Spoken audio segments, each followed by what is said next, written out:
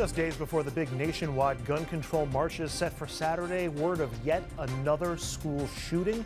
We're going to give you the details on that and then check whether the momentum continues for common sense gun laws. Then we're going to look at a possible dilemma for Republicans. Do they run on Donald Trump's record or run away from a controversial president with low approval ratings? A Republican who's running for office is here, and we are going to ask him. Also, as another storm heads our way, we're going to show you which areas will get hit the hardest, when it's supposed to start, and how much we'll get when it's all said and done. Good evening and welcome to RFL. I'm Andrew Whitman, in again tonight for Richard French, and we begin with yet another school shooting, this time at a high school in Maryland, about 60 miles from Washington, D.C. Before classes even began at Great Mills High School, gunfire rang out. Police say a 17-year-old male student armed with a handgun shot two fellow students, and immediately school resource officer Blaine Gaskill responded. Had a very capable school resources officer that also happened to be a SWAT team member. This is a tough guy who apparently closed in very quickly and took the right kind of action.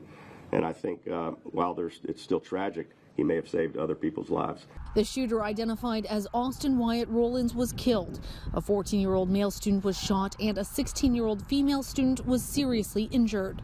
Police say the gunman may have had a prior relationship with the female victim, who is in critical condition with life-threatening injuries. If you don't think this can't happen at your school, you are sadly mistaken. The shooting took place in a school hallway, and students reacted immediately, describing the scene on Twitter. There was a loud sound and everyone started running. This morning's incident happening just days before a national march demanding action on gun violence and school safety. That upcoming march sparked by the recent deadly school shooting in Parkland, Florida at Marjorie Stoneman Douglas High School. You don't expect this because we just had a walkout just a week ago about gun violence. Of course, this latest school shooting is not happening in a vacuum. In the wake of the Parkland shooting, momentum has been building for stricter gun laws. Just last week, as that student referenced, tens of thousands of students walked out of their schools for 17 minutes, 1 minute to honor each victim at Stoneman Douglas High School. This Saturday, hundreds of thousands of people will attend the March for Our Lives, and that's just the one in Washington. We will be in D.C. covering that and other local marches beginning live at 11:30 a.m. As I mentioned, dozens of other cities, including New York, will also hold rallies. As for the law and movement on it, since Parkland, Florida has passed a bill that includes a 3-day waiting period for gun purchases, as well as a provision that would raise the age for all gun purchases to 21. But just days after the governor signed that bill into law, the NRA filed a lawsuit trying to overturn it. The White House has backpedaled on the president's support of raising the age for gun purchases, but it's still supporting the arming and training of certain school employees, expanding some background checks and also better mental health screening and services, but basically nothing that would strengthen actual gun laws or institute any new ones.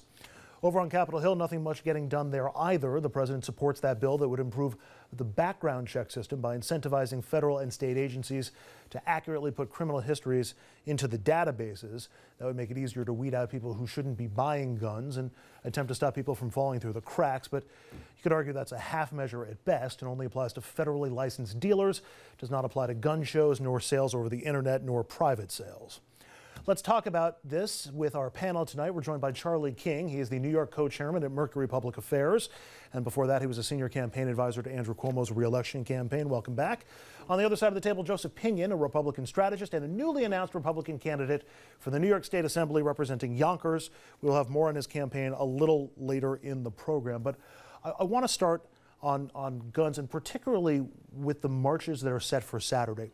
So much of the credit has gone to the kids at Parkland for keeping this debate more active than it has been after previous gun massacres than we've seen, and making possible changes more viable. I'm curious, Charlie, I want to start with you. What are you looking to see on Saturday? What do you think the takeaway might be, and how important are those kids to this debate? I think the kids are incredibly important to the debate. I think that, as Joe may also attest from both sides of the aisle, I have two daughters, and even if I don't agree with them on every issue, they actually make me take notice of what's going on and what's coming up. And my two kids are both very passionate about this issue, and watching their activism and watching how it is actually transforming their lives and what they're saying is going on makes a big difference in what's going on. And following them and watching them transform on this and grow as kids into adults has been as a parent, truly remarkable. And so I think it affects me as an adult to see what they're doing, and I think it's making a difference on the debate, whether you support this or not. I mean, I happen to support it, but I've seen it across as a parent. Joe, from a practical standpoint, we're probably not going to see substantive changes to gun laws, at least on the federal level, regardless of how many students show up in Washington on Saturday. What's the key here? Is it going to be sustaining this debate? Is it going to be pushing people to the ballot box and making it a voting issue? Or do you think we could actually see some changes? Well, look, I think that it's twofold. One, obviously, the kids are absolutely having an impact. I think beyond that, though, I think the sad context of this is that it's maintained its presence in the public eye because there have been an increased actual frequency of these types of events. And so again, I think that when you talk about what type of substantive change can happen, I think that particularly at the state level, there is an opportunity for places in New York for us to establish new best practices, not to actually pass these random things such as 3-day background checks or 5-day background checks, which ultimately are more about people's votes, and saying that we can have, using data, to have perpetual background checks. Let's put the policy aside for just a second. Pure political question, and a cynical one at that. Do both parties really, on some level, want this debate to keep going? Because for Republicans, Joe, it's a voting issue. It gets a lot of Republicans to the polls to vote for gun law or for gun rights. And on the Democratic side, it hasn't been as much of a voting issue, but this could be something that actually motivates people to get to the polls and vote based on guns itself. I want to get your take first. I think this is, I think, by and large, has been a single issue voter issue for Republicans. I think that, and in that sense, it will continue to be so. I think that on the Democratic side of the aisle, I think particularly there has to be some type of coalescing around which approach they're going to take, whether it's going to be actually trying to have a material change in the Second Amendment, or we're actually going to have a substantive, sustained call for honest-to-God, hardline principles that are going to keep kids safer. But it sounds like you're saying yes, at least on the Republican side, this does motivate voters. So from a purely political... Purely political, yes, absolutely. I think Democratic side? I think the answer is yes. I think ultimately this is going to be a bad issue for Republicans because rationally you can't defend having assault weapons in the hands of everyday citizens. So yes, it motivates the everyday Republican voter to come out and vote, but you see more and more that 97% of every American support this issue. But you know as well as I do that it's been a soft issue for the gun control crowd. People who vote want gun control and they tend to vote Democratic, but it doesn't necessarily drive their vote. It doesn't until you start to see children getting shot in schools, and that's when it begins to become a real issue to everyday voters.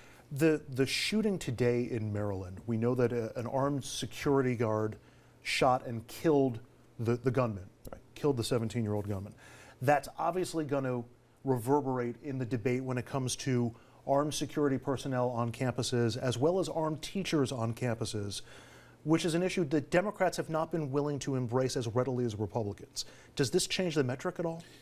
You know, it's interesting because as well-versed as I am in these issues, I didn't know what a school resources officer was until today. And it did give me pause to think about what this means, how quickly it responded. And I think that as a well-informed person involved in politics, it was an issue that made me reflect to think about whether this made sense. And I think that some Democrats will look at this to see, is this a middle ground issue to figure out, is this a way to go? And the answer is, I don't know where we will go on it, but this could be something to be a middle ground. Democrats will not arm teachers. Teachers don't want to be armed, from what we can tell, at least in New York. But this may be a middle ground answer.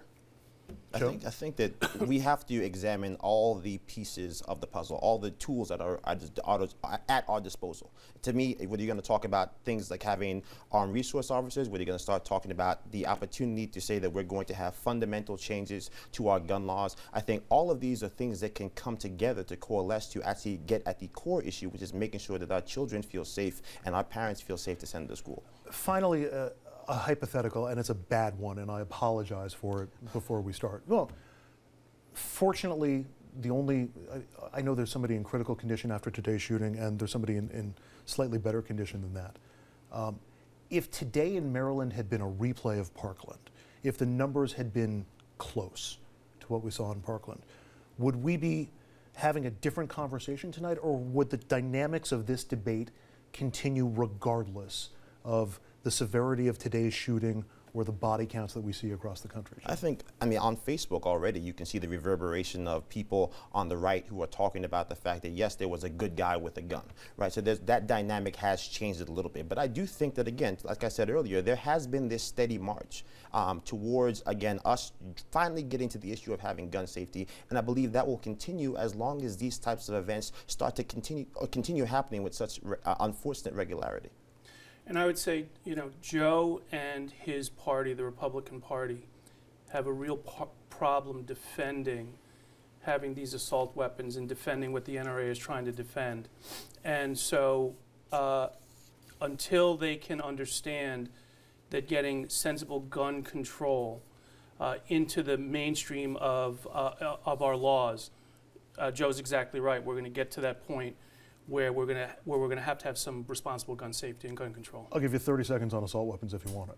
Well, the reality to me, again, is the fact that we just have to, the reason that we have this chorus towards people saying enough with the assault weapons ban is because Republicans have refused to do anything at all with regards to gun violence and gun safety. And so again, people will finally say enough is enough, we'll take matters into our own hand, when the people who are supposed to be advocating for gun rights are actually reluctant to do anything about gun safety. All right, now to another update on a major story, this out of Austin, Texas, where police are searching for what they're calling a serial bomber. Just today, a fourth attack in just the past 3 weeks, this time at a package facility outside the city. Southeast Texas remains on high alert as authorities are investigating 3 separate FedEx facilities over what police are calling an apparent link between a local delivery service and the recent string of bombings in the area. The FBI believes that the package that detonated in Schertz may have originated from this FedEx here. Coming as overnight, another explosion rocked Texas. There were nails and metals in the bomb. Package was going to Austin. This time at a FedEx distribution center in Schertz, about an hour outside Austin. A package had been traveling along the automated conveyor when it had exploded. It's believed the box contained nails and shrapnel. No one was seriously hurt. Give me an engine out there as well, and just in case there's any subsequent bombs. As emergency crews secure the scene, 500 state and federal law enforcement agents are racing against the clock in nearby Austin. A city terrorized by what authorities are calling a serial bomber, with 4 explosive detonations in less than 3 weeks. We would like the bomber to reach out and talk to us. We think it's important to establish a dialogue to find out why is this happening. 2 people have been killed, 4 others injured, and now even the president is calling for justice. We have to find this very sick person or people. Police in Austin say they've received more than 1,000 calls with tips, but so far they have no leads on a suspect. Up next on RFL, as we get closer to the midterm elections, Republicans have to decide how to approach the Trump issue. Do they run with him or run away from him? Our friend Joe Pinion is a Republican running for an assembly seat. We're going to ask him how he's going to deal with that next.